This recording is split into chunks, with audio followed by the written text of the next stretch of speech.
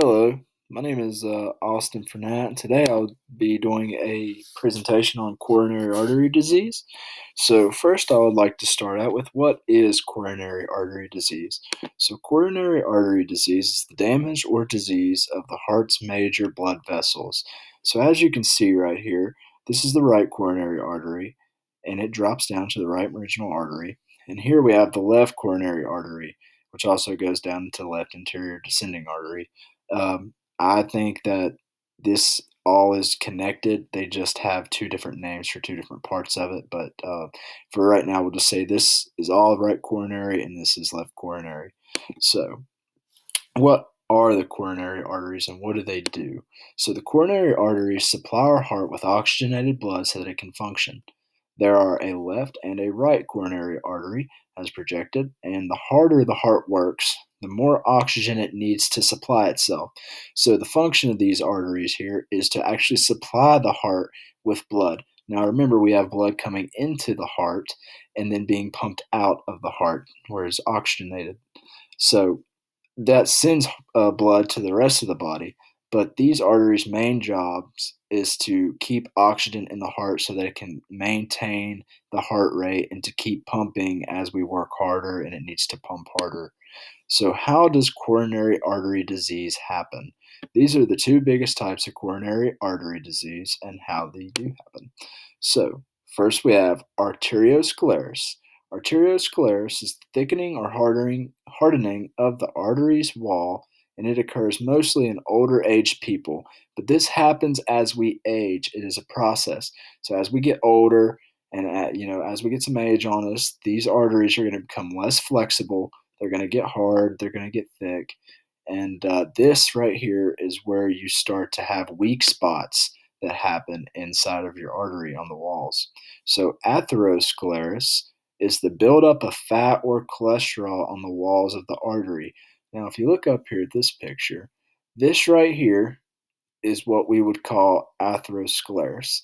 All this fat and cholesterol has found the weak spot right here along this wall in the artery and has begun depositing itself in the wall. Now, as you see there, this narrows the blood vessel, which therefore restricts blood flow through this artery. So, in the coronary artery, once this happens, it's going to restrict blood flow, which means that the blood is not going to be able to go to the heart, which is going to keep and deprive it of oxygen. So, arteriosclerosis, like we said, thickening in the blood vessels due to old age, arteries become stiff and less flexible, develop weak spots. This right here is not really preventable. This is something that I would say is going to happen in all of us. As we get older, our arteries are going to become less flexible. They're going to get hard. It's just something that we're not really going to be able to prevent. Now, might be able to prevent it maybe possibly by living a healthy lifestyle and eating healthy, but I mean, they're going to wear out. So, atherosclerosis and why it happens. This is the important part. Hyperlipidemia. Hyper as in excessive, too much, a lot. And then we have lipid, which is fat, and emia, which is blood.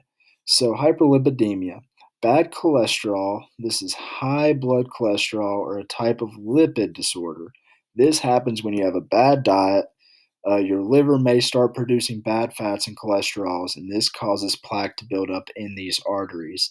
As you can see here, the plaque is building up on the walls of this, and these blood vessels cannot get through.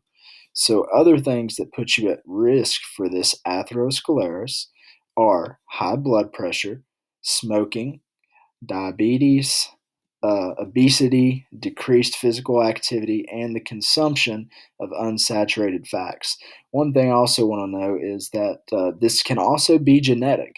Heart disease and other things like that can be genetic and can come to us from our parents or our grandparents. So, how arteriosclerosis and atherosclerosis come hand in hand?